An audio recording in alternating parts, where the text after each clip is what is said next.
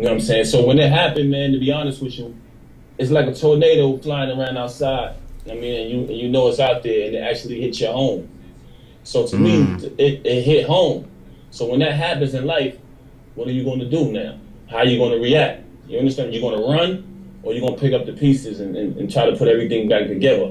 Me, I decided to pick up the pieces, maintain, and hold it down until she comes back, because I didn't feel like she deserved to be incarcerated for that amount of time. And you know, it was just my instinct, like, yo, I gotta hold her down. And to be honest with you, a lot of people ran. You know what I'm saying? A lot of people who she thought was in her corner, they scattered. You know what I'm saying? When the situation happened. And you know, I just couldn't leave her like that, man. I got a lot of love for her. Wow, you know what I'm saying? And I feel like she deserved that level of support. Yeah. And how did I know she was the one? I know she was the one from the beginning, man. It's the same thing I told you earlier, you know what I'm saying? It's your instinct. It's the same thing you told me earlier before off camera when you said, yo, you knew, you know, not to bring that up, but remember when you said you knew off the rip? Right. That was your instinct, you know what I mean? It's just like a gut feeling, you know what I mean? I always felt that with her. I always felt that level of love and admiration, you know what I'm saying? So I knew she was the one for me, man, from the rip. That's super dope, bro. That's inspiring, man. So all y'all out there with a mate or somebody that y'all feel good about, man, y'all better rock with it. Cause look how it turned out for the homie. Man. Look how it turned out for the homie. Like he was telling her, babe, you good. Like we finna beat this, and look, she came home, man. Yeah, and man, that's amazing. It took a long time, man. She had a lot of appeals. You know what I mean? We had our hopes up, and you know, the appeals came back. They denied her. She got denied 3 different appeals. Dang, bro. So that was heart wrenching. And one time I actually had to deliver her the news. Because you know, I was coming to visit her every single day, and we was discussing it like, yo, when you get your appeal, you're gonna be out of here this month. We had so many plans.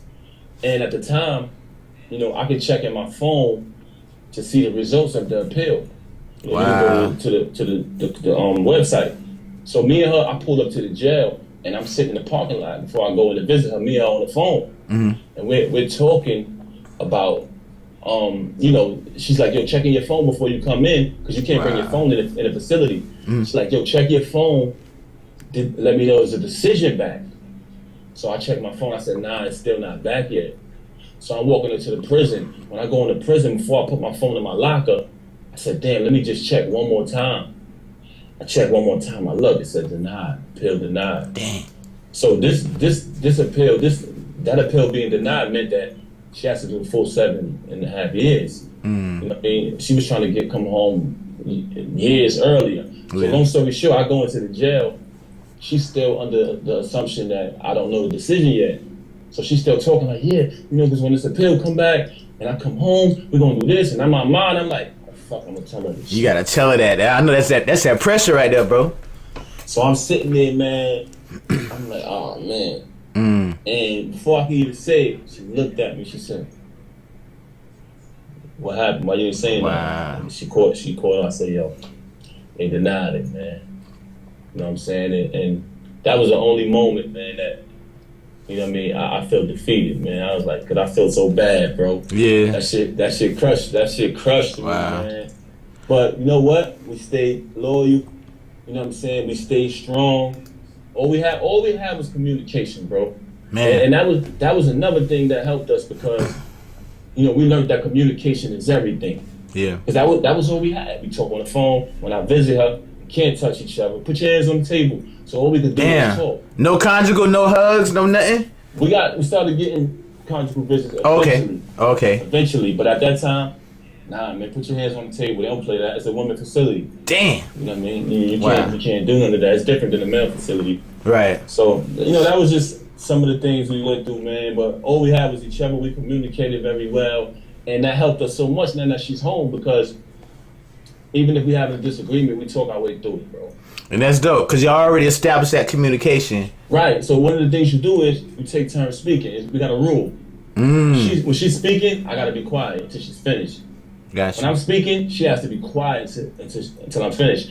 And what that helped us do was, I promise you, bro, if you ever having a disagreement with your lady, if you just shut up and hear her out, and vice versa. Right. Because sometimes we get angry and we're so busy going. Everybody feel like they're right. No, you shouldn't do that. You should. Right. You're so busy talking, you're not listening. If you just relax and you listen to her talk, you will start to see how you made her feel. Oh man, I didn't know you felt like that.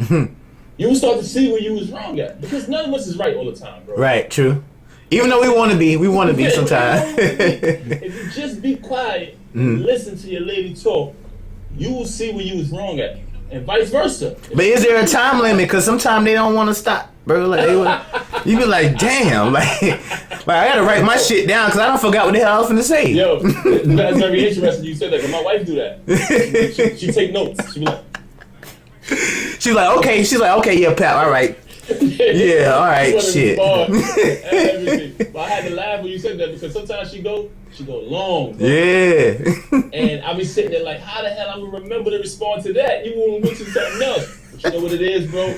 Patience is a virtue, man. Patience is everything, man. You know what I'm saying? You'll find so much peace in your life if you just be patient, communicate with each other. I'm not telling you to just only let her, vice versa. Right.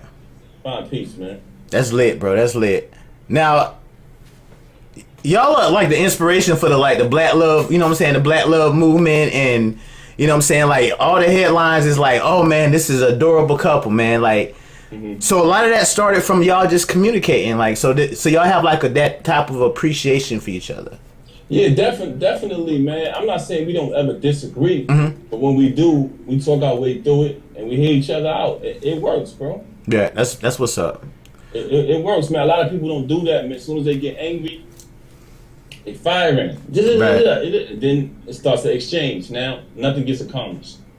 So being that you are in a reality show world, you know, like the Love and Hip Hop, and that's basically like built up on drama, and you probably see some of your castmates going crazy for the gram. Like, how do you?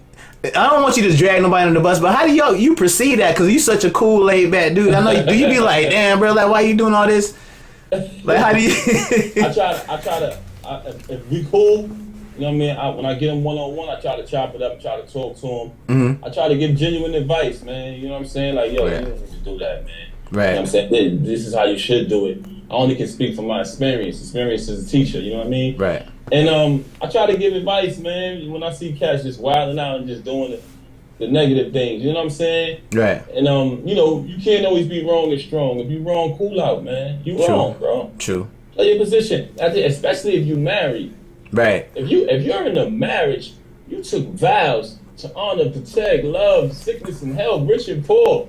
You basically signed a contract and agreed for God to treat this lady like a queen. Honor your wedding vows, man.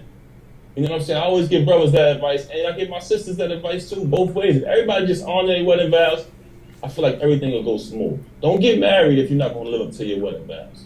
That's what's up. You know what I'm saying? That's dope. That's big, bro, because a lot of people take marriage, like, they take marriage as a joke. Like, oh, it's just a title. She getting on my nerves today. Or I done met another chick or whatever, and, you know, she gaining a little weight. That kind of shit. Yeah, there's no side door, man. You agree to death do us part. You know what I'm saying? So you take them vows serious, bro. You got to take your vows serious. I always, that's read big. your contract, man. Study your wedding vows. As soon as you start playing it, bro, we're going to listen to your wedding vows.